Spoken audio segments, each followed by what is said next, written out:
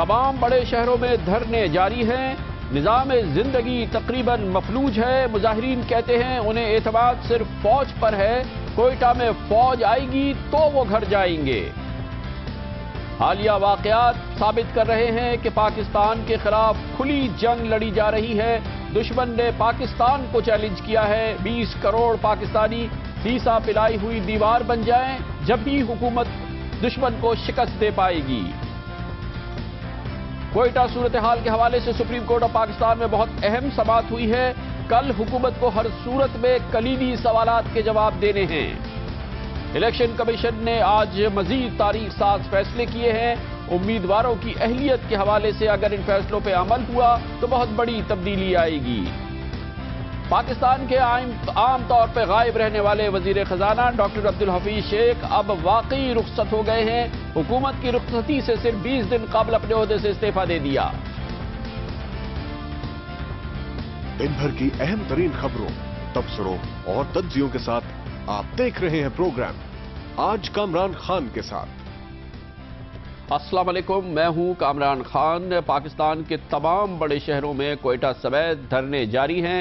ये धरने अब से चंद घंटे कबल ख़त्म होने वाले थे, जब हुकूमत की जानिब से भेजी हुई पार्लिमानी कमेटी और कोयटा में धरने के मुजाहिरीन के रहनुमाओं के दरमियान मुज़ाकरात हुए, जिन्हें बताया ये गया कि मुज़ाकरात कामयाब हो गए हैं।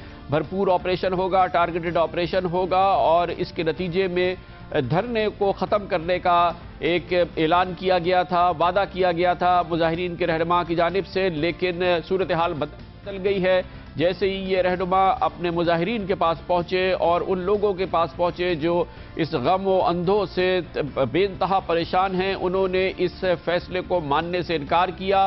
उन्होंने कहा कि हमारा बुनियादी मुतालबा ये था कि कोयटा में न सिर्फ ये कि टारगेटेड ऑपरेशन किया जाए, बल्कि कोयटा शहर को पाक फौज के हवाले किया जाए, फौज निज़ाम संभाले कोयटा का।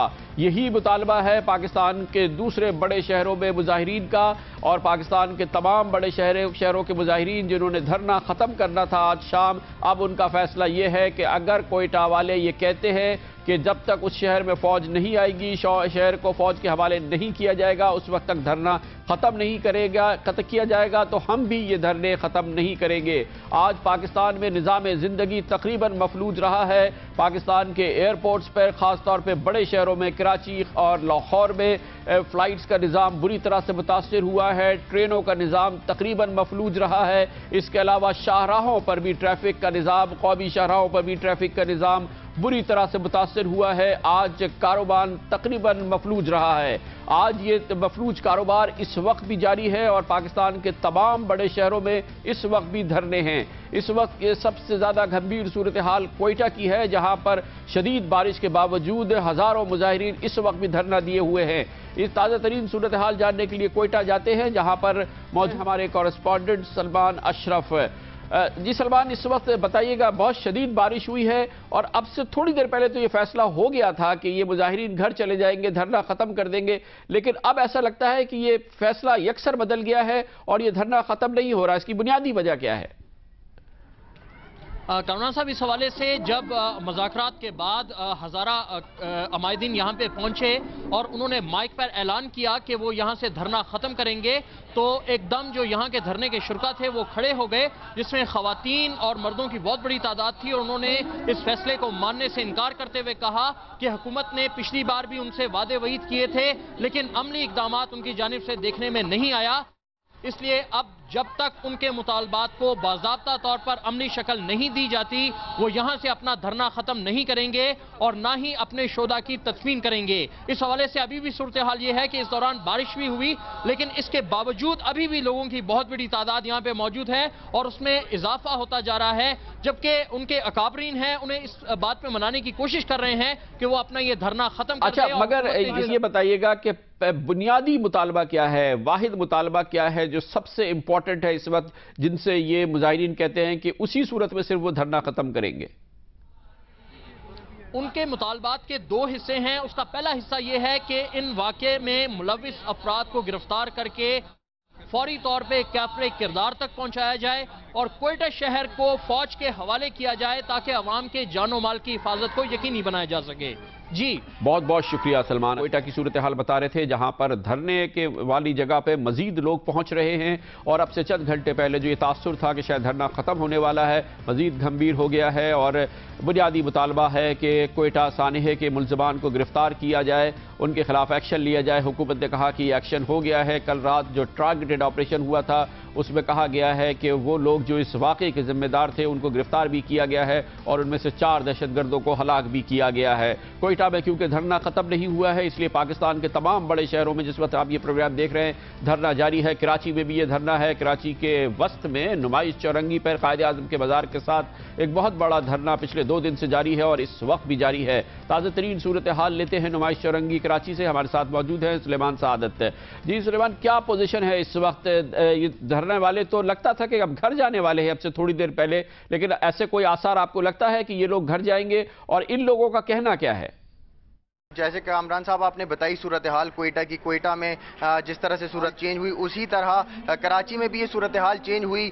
9 بجے سے قبل یہ بتایا گیا کہ کراچی بھر میں جو ہونے والے دھرنے جو کہ 27 سے زائد مقامات پر دیے جا رہے ہیں وہ ختم ہو جائیں گے. لیکن اس کے بعد یہ صورتحال دیکھنے میں چونکہ یہاں کے لوگ بھی کوئٹہ کے مظاہرین کے ساتھ جو ہے وہ رابطے میں ہیں, تو ان کا کہنا تھا کہ جب تک وہ کوئٹہ سے اپنا احتجاج اپنا دھرنا ختم نہیں کرتے وہ بھی کراچی میں دھرنا ختم نہیں کریں گے. پھر یہاں پر ہم نے دیکھا کہ نوجوانوں میں کافی غصہ پایا گیا. ان کا کہنا تھا کہ جب تک ایک شخص بھی کوئٹہ میں لاش لے کر بیٹھا رہے گا, احتجاجی مظاہرہ دھرنا کرتا رہے گا, تب تک وہ کراچی میں بیٹھے رہیں گے اور اظہار یکجہتی کرتے رہیں گے سانحہ کوئٹہ کے لواحقین کے ساتھ. بہت بہت شکریہ سلیمان سعادت. کراچی کی صورتحال بتا رہے تھے. نمائش چورنگی پر یہ دھرنا ہے اور یہ ہے متصل ایم اے جناح روڈ سے جو کراچی کی سب سے اہم شاہراہوں میں سے ایک شاہراہ ہے اور آج اس شہر اور شاہراہ پر مکمل طور پہ ٹریفک نہیں تھا اور اس پوری شاہراہ پہ جو کاروباری مراکز ہیں, دکانیں ہیں, کاروبار ہے وہ تقریباً بند رہے ہیں. لاہور میں بھی یہی صورتحال رہی ہے مختلف مقامات پر اور اس وقت بھی لاہور میں مال روڈ پر گورنر ہاؤس کے سامنے دھرنا جاری ہے. اور ایک نئی صورتحال پیدا ہوئی لاہور ایئرپورٹ پر جہاں پر مظاہرین پہنچے اور وہاں پہ تشدد بھی دیکھنے میں آیا ہے. لاہور کی تازہ ترین صورتحال کے لیے جاتے ہیں لاہور ایئرپورٹ جہاں پر ہمارے ساتھ موجود ہیں زاہد شیروانی ہمارے کورسپونڈنٹ. زاہد, کیا صورتحال وہاں پہ قابو میں آ چکی ہے اور اس سے پہلے کیا واقعہ ہوا تھا یہاں پہ؟ 2 دن سے یہاں پر لاہور میں مختلف جگہوں پہ دھرنے دیے گئے تھے جس میں میٹرو بس سروس کے روٹ پر بھی دھرنا دیا گیا تھا, گورنر ہاؤس کے باہر بھی دھرنا دیا گیا تھا, اسی طرح ٹھوکر نیاز بیگ پر بھی دھرنا دیا گیا تھا کہ جو کہ لاہور کی مین انٹرنس ہے اور یہیں سے موٹر وے بھی اس کا ایگزٹ ہے. اسی طرح جی ٹی روڈ پہ دھرنا دیا گیا تھا. لیکن یہ پہلی دفعہ ایسا ہوا ہے کہ لاہور میں علامہ اقبال انٹرنیشنل ایئرپورٹ پر دھرنا دیا گیا اور ایئرپورٹ کے جو داخلی اور خارجی راستے ہیں ان پر دھرنا دیا گیا ہے. نہ تو کسی کو ایئرپورٹ کے اندر جانے دیا جا رہا ہے نہ ہی کسی کو ایئرپورٹ سے باہر آنے دیا جا رہا ہے, جس کی وجہ سے مسافروں کو شدید مشکلات کا سامنا کرنا پڑ رہا ہے. جانے والے مسافروں کا کہنا ہے کہ ان کی باہر کے ممالک کی فلائٹس ہیں, ان کے ویزے کی میعاد ہے, ان کی ٹکٹ بڑی مشکل سے بک ہوئی ہے, ہمیں جانے دیا جائے. اور اسی بات پر یہاں پر مظاہرین کے ساتھ مسافروں کا جھگڑا ہوا, ہاتھا پائی ہوئی. مظاہرین نے لاٹھیوں, لاتوں اور گھونسوں کا یہاں پر استعمال کیا گیا. پولیس کی بھاری نفری یہاں پر موجود تھی جو فوری طور پر اس موقع پر پہنچی اور اب صورتحال یہ ہے کہ مظاہرین کو اور مسافروں کو دور دور ہٹا دیا گیا ہے اور سینٹر میں پولیس یہاں پر موجود ہے. بہت شکریہ. لاہور ایئرپورٹ مکمل طور پہ بند ہے اور وہاں پہ فلائٹس بھی تعطل کا شکار ہیں اور دوسری جانب ایئرپورٹ کے اندر مسافر پھنسے ہوئے ہیں اور وہ مسافر جنہیں باہر جانا ہے وہ ایئرپورٹ نہیں پہنچ سکتے کیونکہ وہاں پر دھرنا جاری ہے. دھرنے کے مظاہرین کا کہنا یہ ہے کہ کوئٹہ سانحے کے ملزمان کو گرفتار کیا جائے, کوئٹہ کو پاک فوج کے حوالے کیا جائے. اس سلسلے میں آج بہت اہم اجلاس ہوا ہے ایوان صدر میں. صدر آصف علی زرداری کی صدارت میں وزیر اعظم Raja Pervez Ashraf, chief of army staff general Ashfaq Pervez Kayani اور وفاقی وزیر قانون جناب فاروق اچنائک نے اس اجلاس میں شرکت کی. اور ایک بار پھر اس اجلاس کے دوران پاک فوج کے سربراہ جنرل اشفاق پرویز کیانی نے فوج کی جمہوریت کے ساتھ کمٹمنٹ کا اظہار کیا.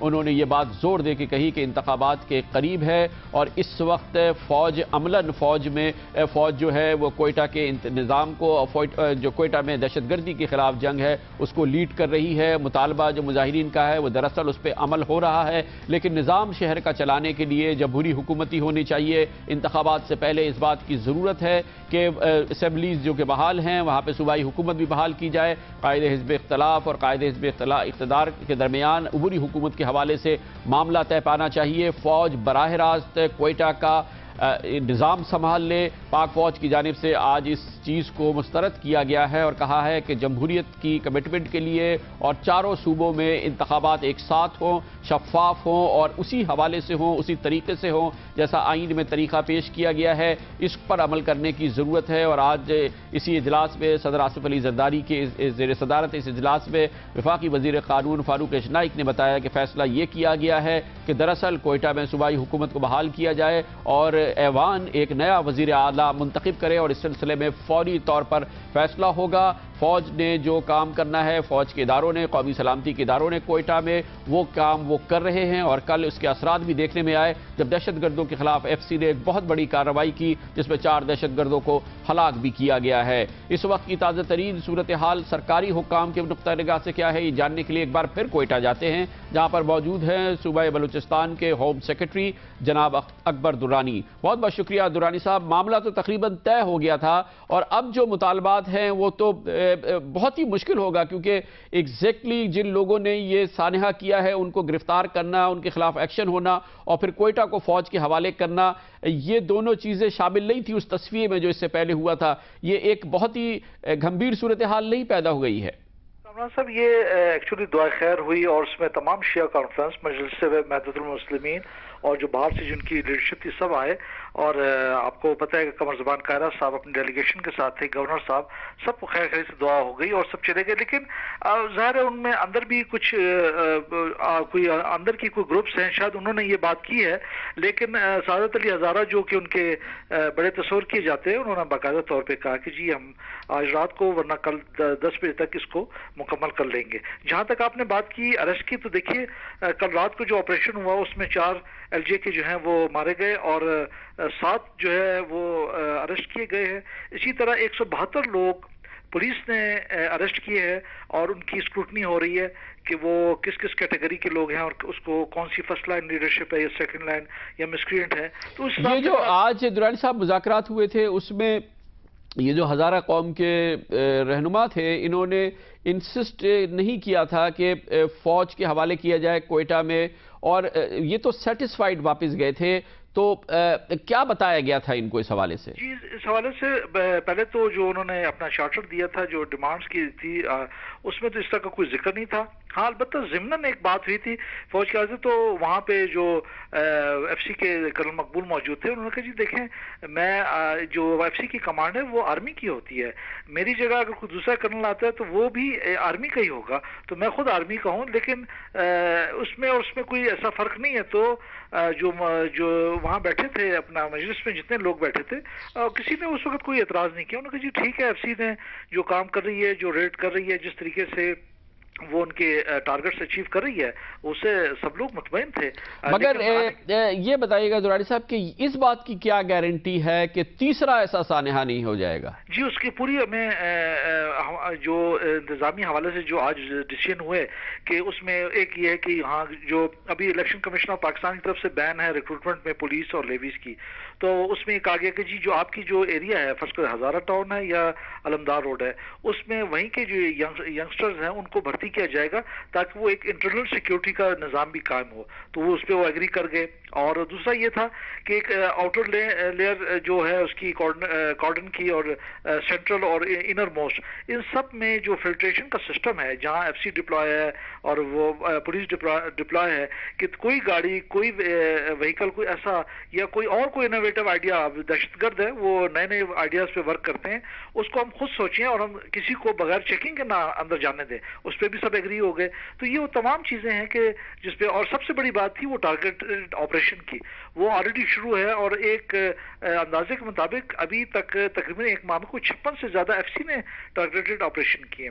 بہت بہت شکریہ جناب اختر درانی ہمارے ساتھ تھے کوئٹہ سے، جہاں پہ صورتحال اب بھی گھمبیر ہے۔ کوئٹہ میں حکام نے یہ بتایا ہے کہ گو کے واٹر ٹینک میں یہ 800 کلو گرام دھماکہ خیز مواد ہزارہ ٹاؤن میں لے کے جایا گیا تھا، لیکن روزانہ 100 سے 120 واٹر ٹینکر اسی علاقے میں جاتے ہیں اور عملاً یہ مشکل تھا عمل کہ ہر واٹر ٹینکر کو روکا جائے اور اس کی تلاشی لی جائے، اور کیونکہ یہ ایک معمول کا عمل تھا اس لیے दहशत गर्द धोखा देके वाटर टैंकर में दाखिल हो गए हज़ारा टाउन में, और जहां पर उन्होंने एमोनियम नाइट्रेट को इस्तेमाल किया जिसने ज़बरदस्त तबाही मचाई और शदीद तबाही मचाई है।